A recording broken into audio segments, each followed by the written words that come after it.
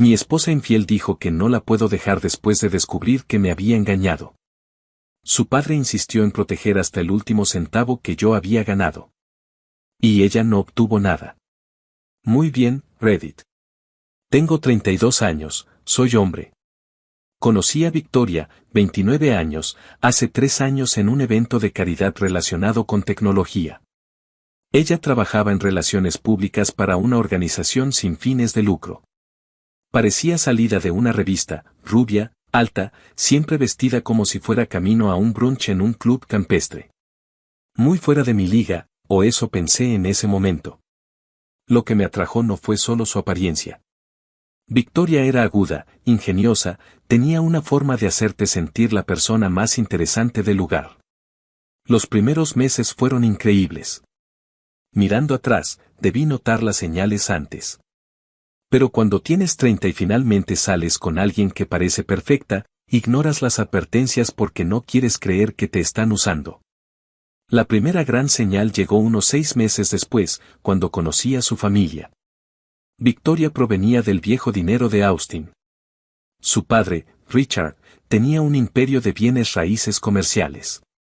No solo unas propiedades, sino complejos enteros de oficinas en todo Texas. Su madre, Catherine, no trabajaba, pasaba los días en el club campestre organizando galas para causas con las que jamás interactuaba realmente. Cenar en su casa era como entrar a un museo. Todo gritaba, tenemos dinero desde hace generaciones. El arte en las paredes probablemente costaba más que mi casa. Tenían personal real, sirviendo una cena de 5 tiempos como si fuera un martes cualquiera. Hasta los cubiertos se sentían caros, pesados, de esos que seguramente pasan de generación en generación. Richard me interrogó toda la noche. Su tono dejaba claro que consideraba mi carrera apenas un paso por encima de estar desempleado. ¿Y esa adquisición de la que habló Victoria, cuánto te tocó? Casi me atraganto con el vino. ¿Quién pregunta eso en una primera cena? Victoria intervino riendo nerviosa. Papi, eso es personal. Tonterías. Si este joven planea algo serio con mi hija, necesito saber que puede ofrecer estabilidad. Me miró expectante, con el cuchillo y el tenedor en la mano como armas. Le di una cifra, no la cantidad completa, pero sí suficiente para saciar su curiosidad. Su expresión no cambió. Catherine solo sonreía, esa sonrisa tensa que las mujeres de cierta clase perfeccionan fingiendo que todo está bien. El resto de la cena fue incómodo. Richard siguió lanzando comentarios sobre el dinero nuevo versus la riqueza establecida y cómo las burbujas tecnológicas siempre terminan reventando. Preguntó por mis antecedentes familiares con un interés condescendiente, como si estuviera estudiando a un espécimen antropológico. Cuando mencioné que mi padre era maestro, Catherine dijo: ¡Qué noble! Necesitamos buenos servidores públicos. Victoria se disculpó 1000 veces en el camino a casa. Solo es protector. Ya sabes cómo son los papás. Eso no fue protector. Fue insultante. Ya se encariñará contigo. Dale tiempo. Spoiler, nunca lo hizo. A pesar del evidente desdén de su familia hacia mis orígenes de clase media, Victoria y yo seguimos juntos. Ella se quejaba del esnobismo de sus padres, decía que ella era diferente, que no le importaba el dinero. Me enamoré de ti porque eres auténtico, decía. Todos en mi mundo son tan falsos. Le creí porque quería creerle, porque era hermosa, divertida y me hacía sentir que finalmente había logrado algo en la vida. Salir con alguien como Victoria se sentía como la prueba de que todos esos años de sacrificio habían valido la pena. Unos 18 meses después, le propuse matrimonio. La llevé a Big Sur, planeé un fin de semana romántico, renté una cabaña con vista al océano, preparé todo. Me arrodillé al atardecer en un acantilado con el Pacífico de fondo. Ella lloró, dijo que sí, me besó como si lo sintiera de verdad, y publicó de inmediato en Instagram con el hashtag finalmente comprometida. Ese hashtag debería haberme molestado más de lo que lo hizo. Finalmente comprometida, como si hubiera estado esperando para siempre. Como si yo hubiera tardado demasiado en decidirme. Lo dejé pasar como tonterías de Instagram. Pero ahora me doy cuenta de que revelaba exactamente cómo veía ella nuestra relación, una meta que llevaba tiempo queriendo alcanzar. El periodo de compromiso fue cuando las cosas empezaron a ponerse raras. Victoria de repente se obsesionó con la planificación de la boda. No la típica obsesión emocionada de una novia. Era otra cosa. Pasaba horas en Pinterest hablando de lugares que costaban 6 cifras, bodas destino en Italia, vestidos de diseñador que costaban lo mismo que el pago inicial de una casa. Cada conversación se convirtió en un tema sobre la boda. Me mostraba fotos de centros de mesa que costaban $500 por mesa. Hablaba de traer un florista específico desde Nueva York porque era el único que podía ejecutar su visión. Quería un cuarteto de cuerdas para la ceremonia y una banda de 12 integrantes para la recepción. Tenía hojas de cálculo con el conteo de invitados, preferencias de comida y asientos, todo con la intensidad de una operación militar. Cariño, quizá deberíamos reducir un poco, le sugerí una noche después de que me mostrara un presupuesto de $8,000 solo en flores. Es mi día de boda. El día con el que he soñado desde que era niña. ¿De verdad vas a ser tacaño conmigo? No estoy siendo tacaño. Estoy siendo realista. Podríamos comprar un coche nuevo con lo que quieres gastar en flores. Puso esa cara, la misma que había visto en su madre. Perfecta. Decepcionada, pero intentando ocultarlo. Está bien, haremos lo que tú quieras. Total, mi opinión no importa. Manipulación clásica. Cedí en casi todo, el lugar, el vestido, las flores. Me dije que era solo un día y que estaríamos casados toda la vida. ¿Qué valía la inversión, no? Además, tenía el dinero de la adquisición. Podía usarlo para hacerla feliz. Entonces Richard me llamó a su oficina. No a su casa, a su oficina en el centro de Austin. Ventanas del piso al techo con vista a la ciudad. Muebles que probablemente costaban más que mi primer coche. Arte abstracto en las paredes que estoy seguro era realmente valioso. No perdió tiempo en cortesías. Siéntate. Tenemos que hablar del acuerdo prenupcial. Parpadeé. ¿Del qué? Del prenup. Es práctica estándar cuando hay una disparidad financiera en un matrimonio. Deslizó un documento sobre su enorme escritorio. Debía tener al menos 40 páginas, encuadernado profesionalmente. Mis abogados lo redactaron. Es bastante razonable. Lo tomé y empecé a leer. El lenguaje legal era denso, pero lo esencial estaba claro, lo que Victoria aportara al matrimonio seguía siendo suyo. Lo que yo aportara seguía siendo mío. Todo lo adquirido durante el matrimonio se dividiría según la contribución. Había cláusulas sobre herencias, activos comerciales, incluso propiedad intelectual. Esto parece muy unilateral, dije, aún leyendo. La mayoría de estas cláusulas protegen la herencia y la riqueza familiar de su hija. Exacto. Richard se recostó en su silla de cuero, entrelazando los dedos como un villano de película. Victoria heredará una fortuna considerable algún día. Necesito asegurarme de que eso permanezca en la familia. No estoy detrás de su dinero. Todos dicen eso. Luego llegan los divorcios y de repente todos van tras el dinero del otro. Golpeó el documento con un dedo. Esto los protege a ambos. Mira la sección 7. Dice claramente que tus ingresos, inversiones y propiedad intelectual siguen siendo tuyos. Leí la sección 7, luego la 8, luego la 9. Todo el documento protegía mis activos de manera increíble, casi agresiva. Cada cláusula parecía diseñada para evitar cualquier mezcla de finanzas. Cuentas separadas, inversiones separadas, todo separado. ¿Por qué está protegiendo mi dinero de esta manera? Pregunté. La sonrisa de Richard fue fría. Digamos que prefiero claridad en todos los acuerdos comerciales. Y no te equivoques, el matrimonio es un acuerdo comercial. Quienes pretenden lo contrario terminan en divorcios desordenados peleando por quién pagó el sofá. Me llevé el prenup a casa y pedí a mi propio abogado que lo revisara. Pablo, mi compañero de universidad, ahora abogado de familia. Lo leyó 2 veces durante el almuerzo en una hamburguesería cerca de su oficina. Amigo, esto es una locura, dijo, dejando los papeles. Nunca he visto un prenup tan agresivo en mantener los activos separados. Usualmente hay alguna provisión para la acumulación compartida durante el matrimonio. Esto es básicamente lo tuyo es tuyo y lo mío es mío pero llevado al extremo. ¿Eso es malo? ¿Malo? Es una fortaleza blindada protegiendo tus bienes, tus inversiones, tu salario. Todo protegido. Si se divorcian, te vas con todo lo que ganaste. Lo mismo para ella. Pasó páginas. Hay incluso una cláusula sobre regalos. Cualquier regalo dado durante el matrimonio se queda con quien lo reciba. Pero los regalos monetarios superiores a $10,000 requieren documentación del origen para probar que no son fondos maritales. Entonces, si entiendo bien, ¿debería firmarlo?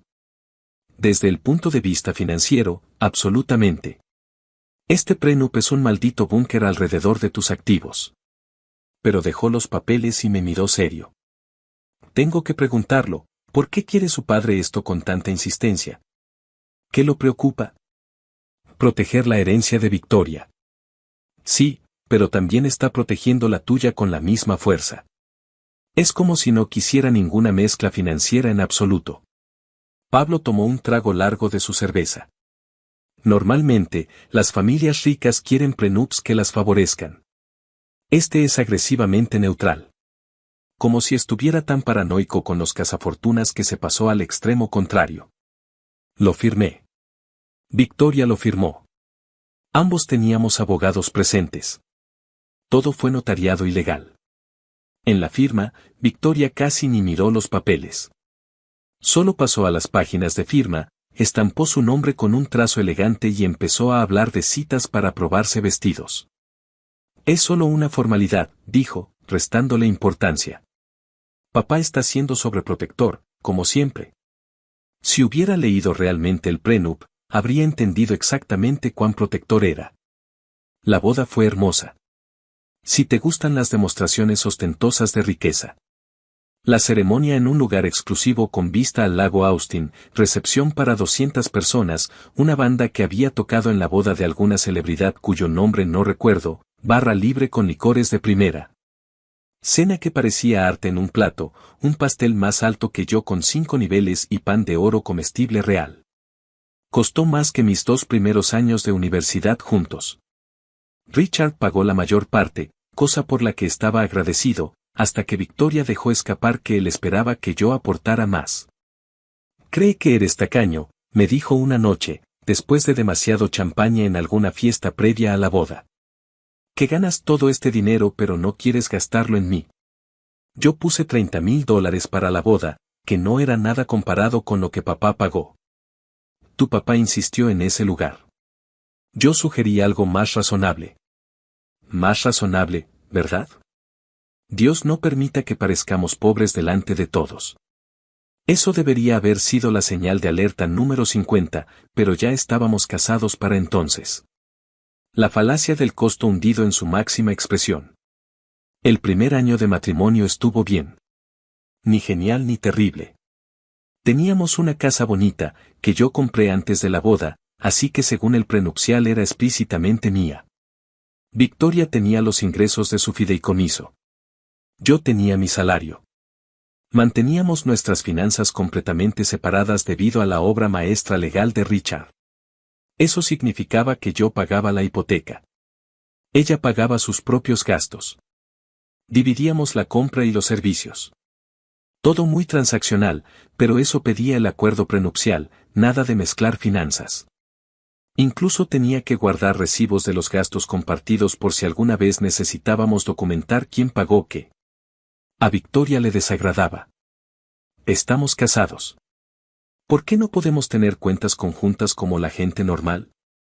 Porque el prenup de tu papá especifica finanzas separadas. ¿Quieres cambiarlo? Habla con él. Nunca lo hizo. Creo que en el fondo sabía que Richard jamás aceptaría cambiarlo. Y pedirlo significaría admitir que realmente había leído el documento, cosa que evidentemente no había hecho. El segundo año fue cuando todo realmente empezó a deteriorarse. Victoria renunció a su trabajo de relaciones públicas, dijo que quería encontrarse a sí misma y enfocarse en el crecimiento personal, lo cual, al parecer, significaba pasar los días en el club campestre, tomar clases de ejercicio carísimas y hacer viajes de compras a Nueva York con su madre. ¿No crees que deberías estar trabajando? Le pregunté una noche después de que me mostrara su última compra, $3,000 en ropa de diseñador. ¿Para qué? Tengo mi fideicomiso, ¿no? Pero lo estás gastando bastante rápido. Es mi dinero para gastar. Me fulminó con la mirada. ¿O vas a empezar a controlar eso también? No estoy controlando nada. Estoy preocupado. ¿Preocupado de que gaste mi dinero? Dinero que tú no ganaste. Las discusiones empeoraron a partir de ahí. Ella se quejaba de que yo trabajaba demasiado, que no la apreciaba, que ya no era romántico. Yo respondía que alguien tenía que pagar las cuentas ya que ella no trabajaba. Ella replicaba que no necesitaba trabajar porque tenía su fideicomiso. Y así, una y otra vez. Entonces noté los estados de cuenta de la tarjeta de crédito. Verás, aunque teníamos finanzas separadas, algunas facturas aún llegaban a la casa con ambos nombres. Un día agarré lo que pensé que era mi estado de cuenta de American Express y encontré cargos que no reconocía. Victoria había solicitado una tarjeta de crédito a nombre de ambos. No es técnicamente ilegal en un matrimonio, pero definitivamente iba contra el espíritu de nuestro prenup. Y los cargos eran interesantes. Restaurantes caros a los que yo nunca había ido. Habitaciones de hotel en Austin, no hoteles de vacaciones, sino hoteles aleatorios en el centro. Cargos de una joyería. Joyería de hombre específicamente. Un reloj de hombre de $2,400. Mancuernillas de $800. La confronté esa noche. ¿Quieres explicarme estos cargos? Miró el estado de cuenta. Su rostro palideció. Eso es privado. Es una tarjeta conjunta a nombre de los dos. Nada de esto es privado. ¿Ahora estás revisando mi correo? Ese es un comportamiento tóxico. Esto llegó a nuestra casa con mi nombre. Intenta de nuevo. Ella arrancó el papel de mis manos. Bien. Me he consentido un poco. ¿Es un crimen? ¿Consentirte con joyería de hombre? ¿Habitaciones de hotel? Su rostro se puso rojo. No tengo que explicarte nada. En realidad sí. Eso significa el matrimonio. El matrimonio significa que me apoyes incondicionalmente, no que me interrogues como si fuera una criminal. Se fue furiosa al cuarto de huéspedes y durmió ahí esa noche y las siguientes 3. Lo dejé pasar porque una parte de mí no quería conocer la verdad. Parte de mí quería seguir creyendo que Victoria solo estaba pasando por algo, que lo resolveríamos, que nuestro matrimonio no se estaba desmoronando. Pero la verdad siempre encuentra la forma de alcanzarte, quieras o no. 2 semanas después del descubrimiento de la tarjeta, llegué temprano del trabajo. Había terminado un proyecto antes de tiempo y decidí sorprender a Victoria con comida para llevar de su restaurante italiano favorito, ese lugar carísimo que hacía pasta fresca. Su coche estaba en la entrada, lo cual era normal. Lo que no era normal era un BMW que no reconocía estacionado en la calle. Entré por el garaje, a punto de avisarle que estaba en casa. Entonces escuché voces desde arriba. Voz masculina. Voz femenina. Risas. Ese tipo de risa que suena diferente cuando estás coqueteando. El estómago se me hundió. Dejé la comida y subí las escaleras. Cada paso se sentía como caminar hacia una ejecución. La puerta de nuestro dormitorio estaba entreabierta. Pude ver a Victoria en nuestra cama, la cama que yo pagué, en la casa que yo compré, con un tipo que nunca había visto. No estaban teniendo intimidad. Aún no, al menos. Pero estaban lo suficientemente cerca. Ella llevaba lencería que yo nunca había visto. Él estaba sin camisa y claramente estaban a punto de hacerlo. Sus manos estaban en su cintura. Sus labios en su cuello. Una escena que no dejaba mucho espacio para interpretaciones alternativas. Empujé la puerta. ¿Qué carajos es esto? Victoria saltó como 1 metro. El tipo agarró su camisa con cara de querer evaporarse. El rostro de Victoria atravesó varias emociones en segundos: shock, miedo, culpa y finalmente desafío. ¿Qué haces aquí? Soltó. Ni un lo siento, ni un no es lo que parece. Solo enojo porque la interrumpí. Vivo aquí. Mejor pregunta, ¿quién diablos es él? El tipo, como de 30 y tantos, vestido caro, con la pinta de alguien que nunca ha trabajado duro, se estaba subiendo los pantalones. Yo, debería irme. Sí, lárgate. Se fue en 30 segundos. Lo escuché bajar las escaleras casi corriendo, luego la puerta principal, luego su BMW arrancando. Victoria se sentó en la cama, brazos cruzados, maquillaje ligeramente corrido, más molesta que arrepentida. Tenemos que hablar, dijo. ¿De verdad crees que esto no es lo que parece? Me reí. No pude evitarlo. ¿En serio? Porque parece que acabo de encontrarte a punto de follarte a un desconocido en nuestra cama. No seas vulgar. ¿Vulgar? ¿Vulgar? ¿Tú me estás engañando y yo soy el vulgar? Ella se levantó, tomó una bata. Me has estado descuidando por meses. Siempre trabajando, nunca prestándome atención. ¿Qué esperabas? Esperaba que mi esposa no me engañara. Bueno, quizás si fueras un mejor esposo, no tendría que buscar en otro lado. La audacia era impresionante. Me quedé ahí de pie, tratando de procesar la gimnasia mental necesaria para convertir esto en culpa mía. Ella estaba ahí, parada, con lencería que había comprado para otro hombre, diciéndome que yo la llevé a engañarme. Vístete, dije finalmente. Se acabó. Ahí fue cuando lo dijo. Las palabras que la perseguirían. ¿Acabado? No puedes permitirte dejarme. Me quedé mirándola. ¿Qué? ¿Me oíste? No puedes permitirte dejarme. El divorcio es caro. Abogados, división de bienes, manutención. ¿De verdad quieres lidiar con todo eso por un pequeño error? Pequeño error. Ni siquiera he hecho nada aún, añadió. Interrumpiste antes de que pasara algo. Como si eso lo hiciera mejor. Como si la intención no contara. ¿Eso lo hace mejor? Pregunté.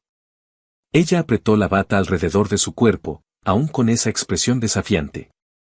La expresión de alguien que cree que tiene todas las cartas. Mira, sé que estás molesto, pero piénsalo lógicamente. El divorcio te costará muchísimo dinero. Tu casa, tus ahorros, la mitad de todo lo que hayas ganado durante el matrimonio, ¿realmente vale la pena? Por algo que técnicamente no pasó. Sentí algo frío instalarse en mi pecho. Ya no era enojo, era algo más calculado. La misma sensación que tengo en el trabajo cuando depuro un problema particularmente complicado. Pura lógica. ¿Crees que no puedo permitirme dejarte? Sé que no puedes. Los abogados de papá me explicaron cómo funcionan los divorcios. Bienes mancomunados, división de activos, incluso con el prenup, vas a perder muchísimo. ¿Y para qué? ¿Tu orgullo? Ella sonrió, como si creyera que había ganado. Como si acabara de jugar su carta maestra. Tienes razón, dije. Su sonrisa se ensanchó. ¿Ves? Estás siendo razonable. Podemos superar esto. Voy a terminar con... No puedo permitirme dejarte, continué. Pero sí puedo permitirme quedarme lo suficiente para protegerme. Su sonrisa se desplomó. ¿Qué estás haciendo? Mandándole un mensaje a Pablo, mi abogado. ¿Lo recuerdas? No puedes. Estoy bastante seguro de que sí puedo. Presioné enviar. Aquí está lo que va a pasar, voy a dormir en el cuarto de huéspedes esta noche. Mañana iré a la oficina de Pablo a revisar nuestro prenup con detalle. Luego haré exactamente lo que el prenup me permite hacer. ¿Qué cosa? Dirme. con todo lo que traje a este matrimonio y con todo lo que gané durante él. El color desapareció de su rostro. Pero el abogado de papá dijo: los abogados de tu papá redactaron un prenup tan agresivo en separar los bienes que podría irme mañana con el 100% de mi patrimonio intacto. Verás, él estaba tan preocupado por proteger la herencia de Victoria que se aseguró de que yo también protegiera la mía. Ella agarró su teléfono. Voy a llamar a papá. Él arreglará esto. Sí, llámalo. Pregunta por las secciones 7, 8 y 9. Pregunta por qué escribió un prenup que protege mis activos mejor que la mayoría de bancos suizos. Salí del cuarto, me fui al de huéspedes, cerré la puerta con llave. La escuché gritar por teléfono, discutiendo con alguien, probablemente Richard, después llorando, después más gritos. Luego un grito. ¿Cómo que también lo protege a él? Después sollozos. No me importó. Le envié a Pablo un resumen y le pedí una reunión urgente. Su respuesta: santo. Mi oficina, 9 de la mañana trae el prenup. Esa noche me quedé en la laptop leyendo cada página del prenup, resaltando secciones. Pablo tenía razón. El documento era una obra maestra de protección patrimonial para mí. Sección 7. Toda propiedad intelectual creada durante el matrimonio pertenece al individuo que la creó. Sección 8. Los ingresos ganados durante el matrimonio se consideran propiedad separada si se depositan en cuentas separadas. Solo los fondos depositados conjuntamente se consideran bienes maritales. Sección 9. Las inversiones hechas durante el matrimonio con fondos separados siguen siendo propiedad separada, incluidas sus ganancias. Sección 12. La residencia marital, si es propiedad de una de las partes antes del matrimonio, sigue siendo propiedad exclusiva de esa parte sin importar mejoras realizadas. Sección 15. En caso de divorcio, no se requiere manutención si ambas partes mantienen fuentes de ingreso propias. Sección 18. Cualquier deuda incurrida por una parte sin el consentimiento escrito de la otra será responsabilidad exclusiva de esa parte. Era hermoso. Cada cláusula me protegía. Richard había estado tan paranoico con cazafortunas que pudieran aprovecharse del fideicomiso de Victoria, que creó una muralla legal impenetrable alrededor de los activos de todos. A la mañana siguiente, Pablo lo leyó todo 2 veces y luego empezó a reír. Reír de verdad, cabeza hacia atrás. Esto es el prenup más irónicamente perfecto que he visto. Su papá estaba tan preocupado por proteger su dinero, que protegió el tuyo aún mejor.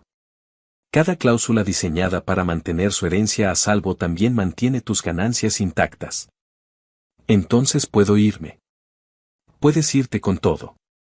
Tu casa, exclusivamente tuya, comprada antes del matrimonio. Tu salario, siempre depositado en tu cuenta sin mezclarse. Tus inversiones, todas hechas con fondos separados. La sección 7 lo cubre explícitamente. ¿Y la deuda de la tarjeta? Sección 18. Deudas sin consentimiento escrito son responsabilidad exclusiva. ¿Autorizaste que abriera una tarjeta conjunta? No. Entonces es su deuda. No eres responsable. Sonrió. Desde el punto de vista legal, esto es precioso. La mayoría de los prenups tienen zonas grises. Este es Fort Knox.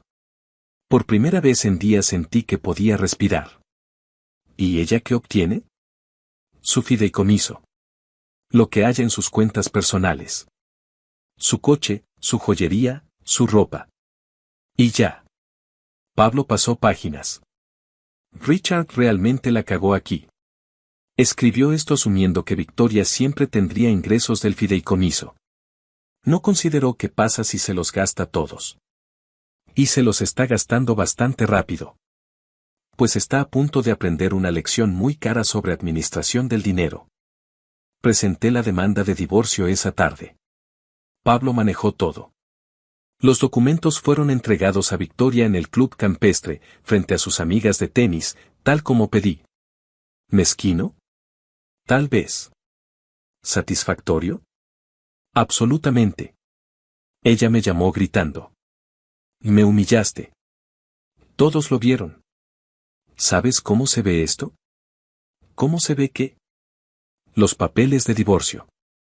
Eso no es humillación. Son consecuencias. Voy a llamar a papá. Él te va a destruir. Llámalo. Que lea su propio prenup. Colgó. 2 horas después, Richard llamó. Necesitamos hablar, dijo con una voz tensa, controlada, ese tipo de enojo de la gente rica cuando no puede comprar su salida de un problema. No hay nada que hablar. Tu prenup lo cubre todo. Ese prenup estaba diseñado para proteger la herencia de Victoria. Y lo hace perfectamente. Tan perfectamente que también protege todo lo que yo gané. Pausa larga. Podía prácticamente escuchar el momento exacto en el que se daba cuenta de lo mal que la había cagado. Como su paranoia sobre cazafortunas había explotado en su contra de forma espectacular. ¿Qué quieres?, preguntó finalmente. Nada. Esa es la belleza de tu prenup. No quiero nada que no sea ya mío. Victoria cometió un error. Los jóvenes cometen errores. Jóvenes. Tiene 29. Eso no es joven. Es suficientemente mayor para saber lo que hace. Seguramente podemos llegar a algún acuerdo. Pagaré consejería. Estableceremos mejores estructuras financieras. Incluso aumentaré las distribuciones de su fideicomiso si eso ayuda. ¿Quieres decir que me pagarás para que siga casado con tu hija infiel? Su silencio fue respuesta suficiente. Terminé, Richard. El prenup que tú insististe impone un divorcio simple. Victoria se queda con su fideicomiso. Yo con mis ingresos. Corte limpio. Sin abogados peleando por muebles. Ella no tendrá suficiente para mantener su estilo de vida. Ese es su problema. Debería haber pensado en eso antes de engañar. Colgué, bloqueé su número, bloqueé el número de Catherine también cuando intentó llamar 1 hora después. Las siguientes semanas fueron interesantes. Victoria intentó de todo. Primero vino la súplica, mensajes de voz llorando, diciendo que lo sentía, que fue un error, que haría cualquier cosa para arreglarlo, que estaba confundida y asustada y había tomado malas decisiones. Cuando eso no funcionó, vino la ira, mensajes de texto llamándome de todo, diciendo que la estaba abandonando, que nunca la amé, que era como todos los hombres que solo piensan en sí mismos. Luego llegaron las amenazas. Su abogada, no la de su padre, sino algún perro de ataque que contrató con lo que quedaba de su fideicomiso, envió cartas alegando angustia emocional, exigiendo compensación por dolor y sufrimiento. E intentando argumentar que el prenup se firmó bajo coerción. Pablo lo aplastó con una sola respuesta. Todas las reclamaciones se rechazan conforme a las secciones 3, 7, 8, 9, 12, 15 y 18 del acuerdo prenupcial. El divorcio procederá según el prenup voluntariamente firmado por su clienta. Cualquier intento de desafiarlo será respondido con contrademandas por adulterio y fraude respecto a la deuda de la tarjeta de crédito no revelada. Victoria probó las redes sociales después. Publicó cosas vagas sobre aprender quiénes son las personas y mantenerse fuerte a través de la traición. Sus amigas la apoyaron, hasta que alguien, probablemente alguna amiga del club campestre que vio cómo le servían los papeles de divorcio, empezó a hacer preguntas. ¿No te encontró con otro hombre?, comentaron bajo uno de sus posts de traición. Ella borró la publicación. Luego borró casi todas sus redes sociales. Demasiada gente haciendo preguntas inconvenientes. El divorcio se finalizó 3 meses después de que lo presenté. Rápido, para estándares de divorcio. Eficiente. Sin audiencias disputadas porque el prenup no dejaba nada para disputar. Resultado final. Yo me quedé con mi casa, mi salario, mis inversiones, todo. Ella se quedó con su fideicomiso, lo que quedaba, y sus pertenencias personales, la deuda de la tarjeta, su problema. Envié a la compañía de tarjeta una copia de la sección 18 y la carta de mi abogado. Quitaron mi nombre como responsable en 1 semana.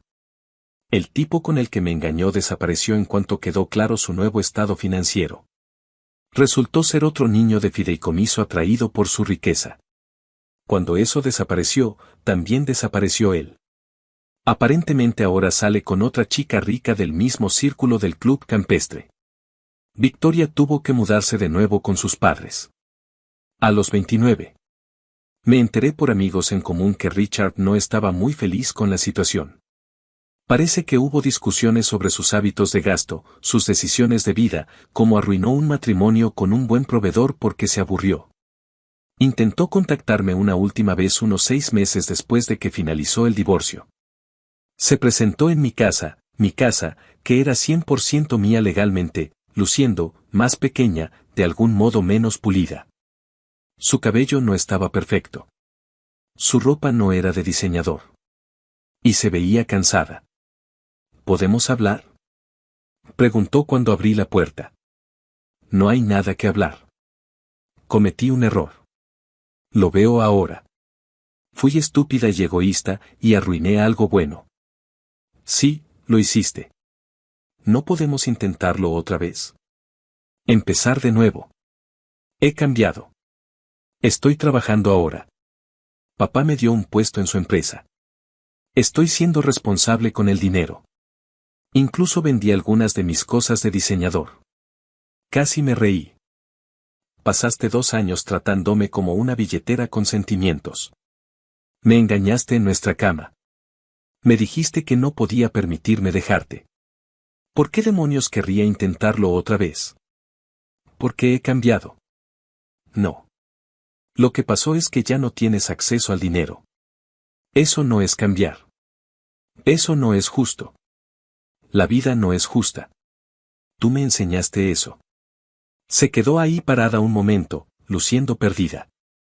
¿Sabes cuál es la peor parte? ¿Cuál?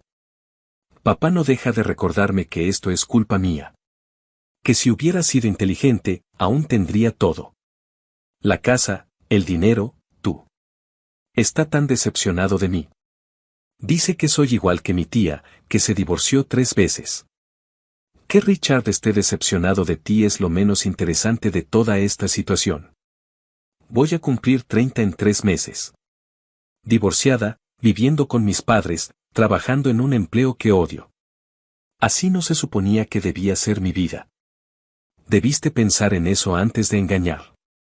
¿Puedes dejar de decir eso? Sé que la cagué. Lo sé. Pero actúas como si yo fuera la única que cometió errores. Tú nunca estabas en casa. Trabajabas constantemente. No me hacías sentir especial. Estabas emocionalmente ausente. Sí. Por fin lo admites. Yo estaba emocionalmente ausente porque cada conversación que teníamos terminaba contigo quejándote del dinero o comparándome con tus amigos ricos. Dejaste muy claro que yo no era suficiente, que mi trabajo no era lo bastante prestigioso, que la boda en la que gasté $30,000 no era suficiente, nada nunca era suficiente para ti. Ella empezó a llorar. Yo nunca dije eso. No tenías que decirlo. Tus acciones lo decían bastante claro. Cada vez que me hacías sentir pequeño por trabajar. Cada vez que ponías los ojos en blanco cuando sugería ahorrar dinero. Cada vez que hablabas de los esposos de tus amigas que eran hombres de negocios de verdad en lugar de cualquier otra cosa. No lo decía así. Sí. Sí lo decías. Cerré la puerta, la aseguré con llave y miré por la ventana mientras ella regresaba a su coche. Un Honda usado ahora, no el Mercedes que manejaba cuando estábamos casados. Se fue despacio, como esperando que cambiara de opinión. Eso fue hace 8 meses. La vida está bastante bien ahora. La casa es completamente mía. Convertí el antiguo closet de Victoria en una oficina. Compré muebles nuevos que realmente van con mi gusto en lugar de su estética de Instagram. Me compré un perro, un mestizo rescatado llamado Zeus, que es muchísima mejor compañía que mi exesposa. El trabajo va genial. Usé parte del dinero para renovar la casa por completo, cocina nueva, baños nuevos, convertí el garaje en un gimnasio. A Richard lo veo a veces en eventos tech. Finge que no existo. A mí me parece perfecto. Una vez vi a Catherine en un restaurante y volteó tan rápido que casi se lastima el cuello. La parte graciosa es que sé que Richard sabe que la cagó. Cada vez que lo veo puedo notar que está pensando en ese prenup, en cómo su paranoia le explotó en la cara. Victoria al parecer trabaja ahora en la empresa de su papá. Algún puesto inventado para mantenerla ocupada y lejos de su espalda. Escuché que está saliendo con otro tipo rico, este de Dallas. Suerte para él. La necesitará. Le doy 6 meses antes de que se dé cuenta en lo que se metió. Yo, por mi parte, estoy saliendo con alguien de nuevo. Despacio, con cuidado. Conocí a alguien por medio de amigos. Sara, una analista financiera que tiene su propio dinero y su propia carrera. Cuando le conté la historia del prenup, le pareció divertidísima. Así que el papá accidentalmente protegió todos tus bienes mientras intentaba protegerlos de ella, se rió durante la cena en un restaurante tailandés. Eso es lo más irónico que he escuchado en mi vida. Lo mejor, dije, es que él todavía no puede admitir que la cagó. Es más fácil culpar a Victoria de todo que admitir que sus abogados cometieron un error. ¿Cometieron un error?, preguntó ella. ¿O escribieron exactamente lo que él pidió? Separación financiera total. Lo segundo, creo. Él quería cero posibilidad de que alguien tocara la herencia de Victoria. Los abogados simplemente llevaron su lógica al extremo, lo que también significó cero posibilidad de que ella tocara mis ingresos. Exacto. Estaba tan preocupado por los cazafortunas que creó un prenup que trataba a todos como posibles cazafortunas. Sara alzó su copa. Por los papás ricos paranoicos y sus prenups blindados. Choqué mi copa con la suya. Y por irte cuando sí puedes permitirte hacerlo. Sara y yo llevamos saliendo 4 meses ahora. Ella gana su propio dinero, tiene su propio lugar y no espera que yo financie su estilo de vida. Un concepto novedoso, ¿verdad? Trabaja en finanzas, entiende el valor del dinero y realmente quiere dividir las cuentas. Es increíblemente refrescante. Lo mejor, leyó sobre la situación del prenup y dijo: si algún día nos casamos, yo también quiero uno. Mantiene las cosas claras. Ahí supe que era diferente. Mirando atrás, Victoria tenía razón en algo, yo no podía permitirme dejarla. No emocionalmente. Había invertido demasiado tiempo, demasiada esperanza, demasiado de mí en hacer que funcionara. Pero definitivamente sí podía permitirme dejar de quedarme. Y el prenup de Richard se aseguró de eso.